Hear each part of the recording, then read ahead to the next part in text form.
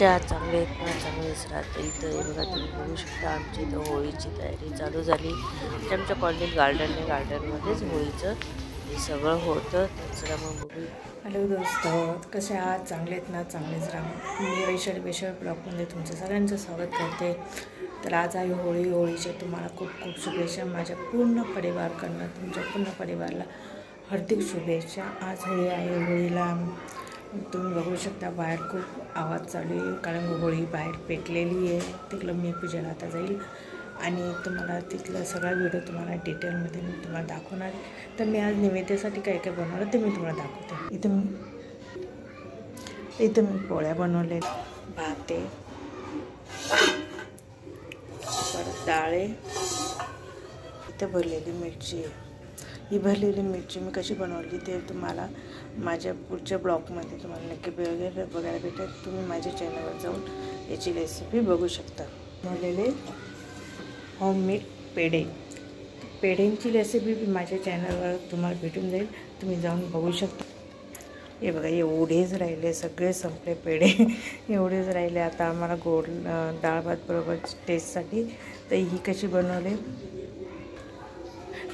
बनवले तेही तुम्हाला माझ्या चॅनलवर रेसिपी भेटून जाईल. तुम्ही नक्की जाऊन बघा आणि कसे वाटले मला कमेंट करून नक्की सांगा.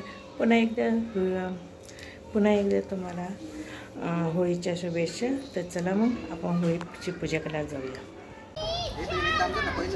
तर त्यानंतर मग इथं होळी पेटली तुम्ही बघू शकता. तर सगळेजण होळी पेटवत आहेत आणि आमची इथे एवढं आहे की प्रत्येक सगळेजण मिळून एकदम याच्यात साजरा करता. एवढं तुम्ही बघू शकता. होळी किती छान सगळेजण मिळून मोठे आहेत ना ते पेटवत आहेत. लहान आणि लावू देत नाही, कारण की चटका वगैरे लागायची भीती असते म्हणून. हे बघा तुम्ही बघू शकता पोरं पत्र लांबून गंमत बघत आहे. बाकी सगळेजण मिळून हे होळी पेटवत आहे. खूप छान झालं, खूप कमी झालं. आता थोडंसं अंधार पडून गेलेलं म्हणून तुम्हाला कमी दिसणार, पण जेव्हा ते आग पूर्ण हे होईल ना तेव्हा तुम्हाला सगळं क्लिअर दिसेल.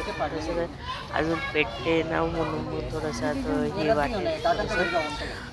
जेव्हा जो ते पेटायला पेट धरेल तुम्हाला ते क्लिअरली दिसेल. हे बघा तुम्ही बघू शकता. खूप छान हे पेट धरते आणि खूप छान होते. सगळे पोरांनी मिळून तयारी केली. आमच्याकडं पोरं करतात, मोठे कोणी भाग घेतले. फक्त मोठे आम्ही म्हणजे पेटवायला मदत करतो. बाकी सगळे तयारी आहे आमच्याकडे. सगळे मुलं सगळेजण मिळून करतात. खूप छान वाटतं सगळे मिळून सगळं करतात. कारण की गणपती असो, होळी असो, कुठलाही सण असो, पोरं सगळे मिळूनच साजरा करतात. खूप छान वाटतं आम्हाला पण आणि बघायला बी. आणि पोरांना ते सणाबद्दल काहीतरी उत्साह असतो, आनंद असतो. ते करतात, साजरा करतात, होळीत सहभाग घेतात. खूप छान वाटतं आम्हाला पण. बघू शकता होळी हळूहळू आपले हे धरते आणि नंतर रोहन मला सांगायला आला की होळी पेटली जर पूजेला. म्हणून आम्ही पूजेला आलो आणि खूप छान वाटलं पूजेला बी करताना. खूप सुंदर आहे. बघा किती छान पेट धरते, किती छान पेटते होळी पण. आणि म्हणतात ना होळीच्या आगीमध्ये आपले जे आपले वाईट विचार असतात, वाईट हे असतं, ते सगळं ती होळीमध्ये जळून हे करून द्यायचे असतं. हे बघा होळी किती छान पेटली आणि आपले नवीन विचार नवीन हे द्यायचे असतात. खरंच आपण सगळ्यांनी हेच विचार केला तर किती छान वाटेल.